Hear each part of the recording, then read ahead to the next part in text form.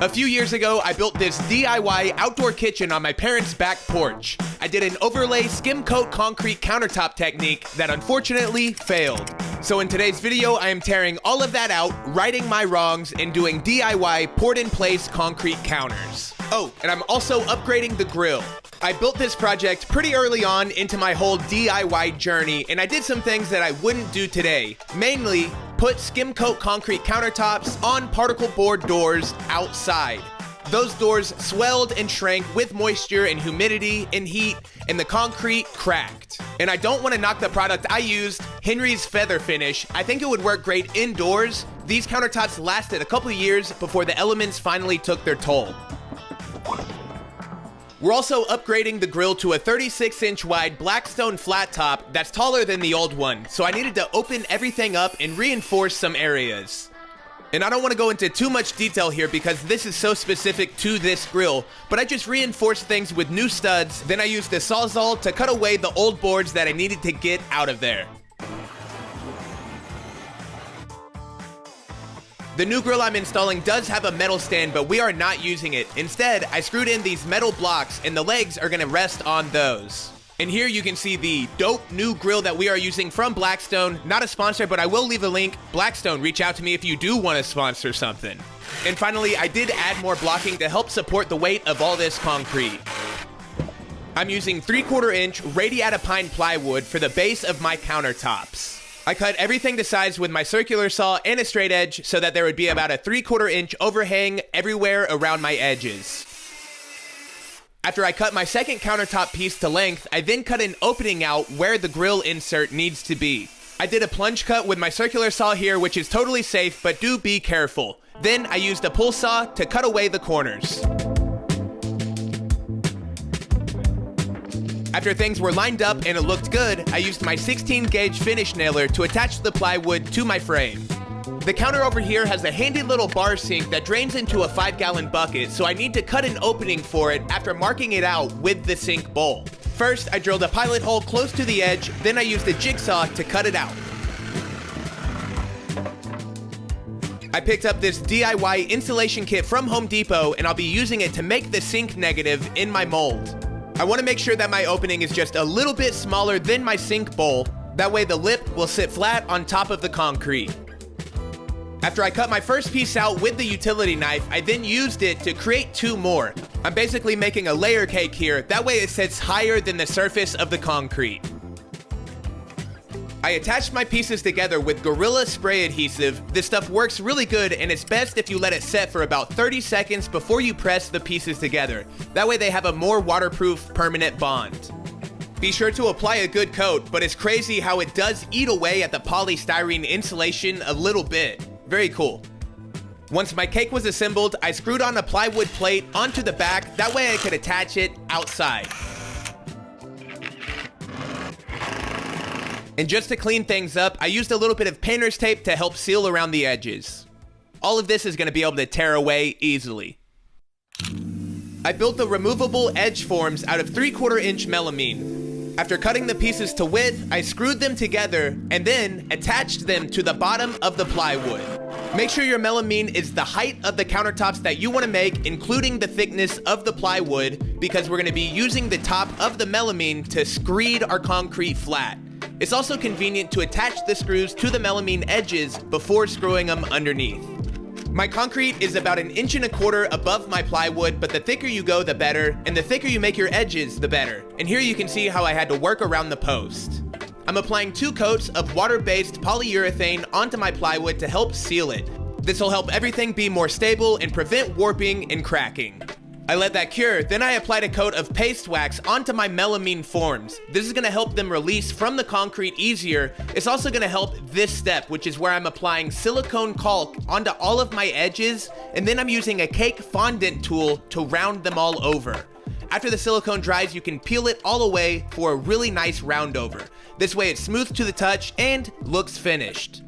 Next, I got a hand from my dad cutting some 3/4 inch rebar to length. We're gonna make a grid of this inside of the form, and this, more than anything, is gonna prevent warping and help give us more structural integrity across all of our counters.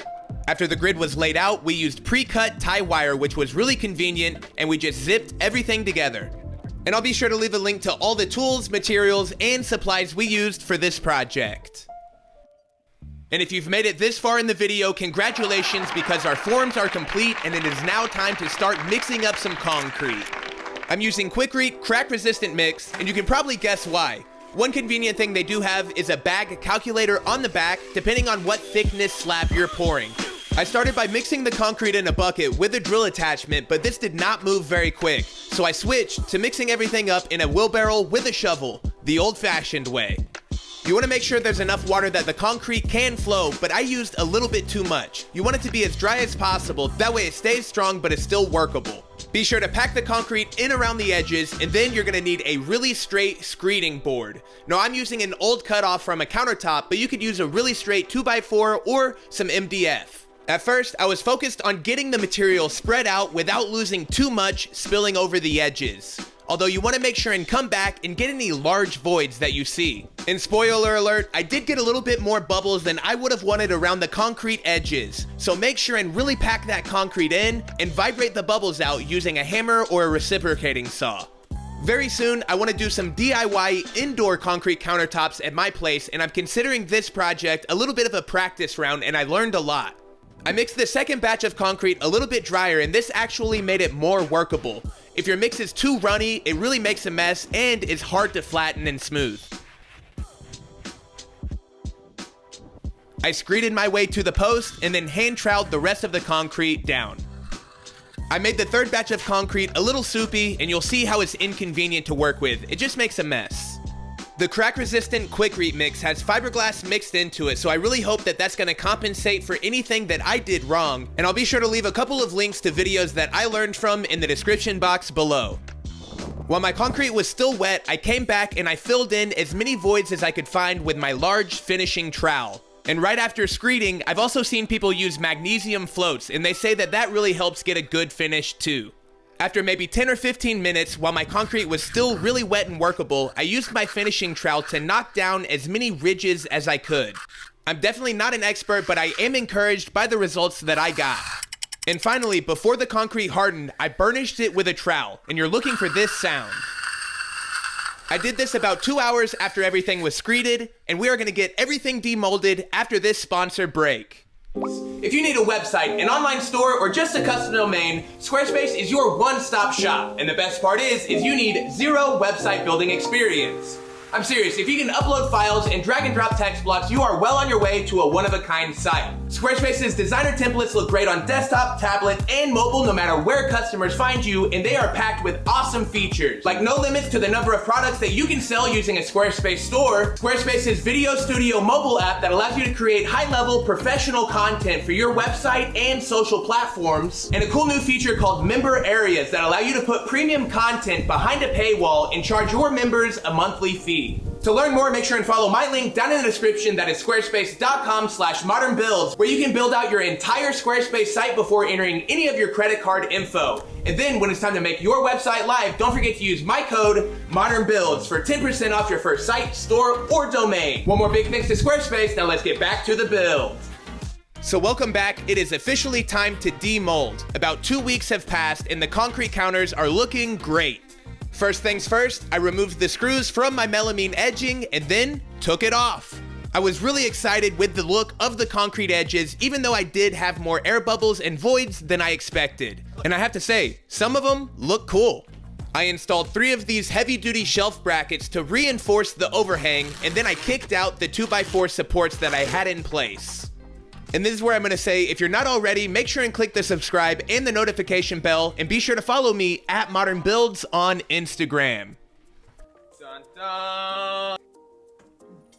Removing the foam for the sink opening was a huge success, although I almost hit my head pretty good. Whoa.